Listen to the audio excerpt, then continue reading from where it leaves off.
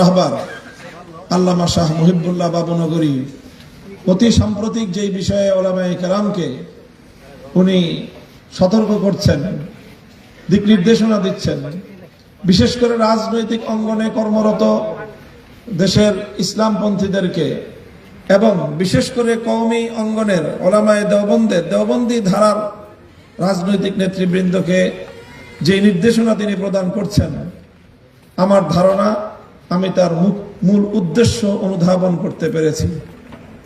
তিনি যেই নীতি এবং আদর্শের উপর আমাদেরকে চলবার জন্য নির্দেশনা দিচ্ছেন, আমার ধারণা আমি সেটা অনুধাবন করতে পারছি। সেই জায়গা থেকেই আমি আমার বক্তব্য প্রদান করছি। সাআতলুবু বুআদাদ দারি আনকুম লিতাকরুবু ওয়া তাসকুবু আইনা ইয়াদ-দুমুআ লিতাজমুদা।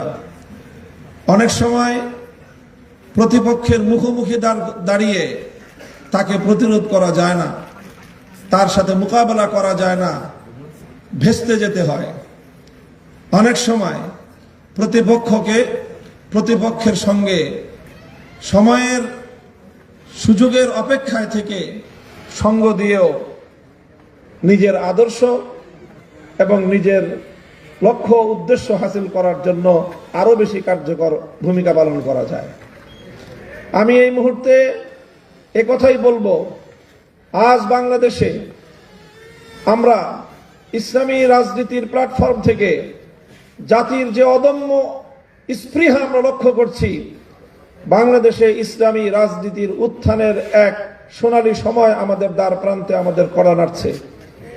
এই সময়ে যদি জাতি আমাদেরকে কোনোভাবে ইসলামী ঐক্য বিরোধী অথবা ইসলামী রাজনীতির বিজয়ের প্রতিপক্ষ হিসেবে সাব্যস্ত করতে পারে, শত শত বছর পর্যন্ত আমাদেরকে এর জন্য মাসুল গুনতে হতে পারে।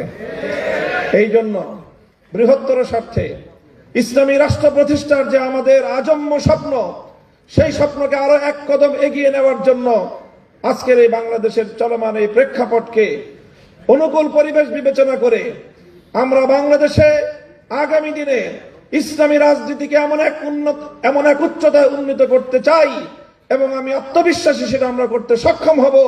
আগামীর বাংলাদেশে রাজনৈতিক কোন সিদ্ধান্ত ইসলামপন্থীদেরকে ছাড়া গ্রহণ করা সম্ভব হবে না ইনশাআল্লাহ।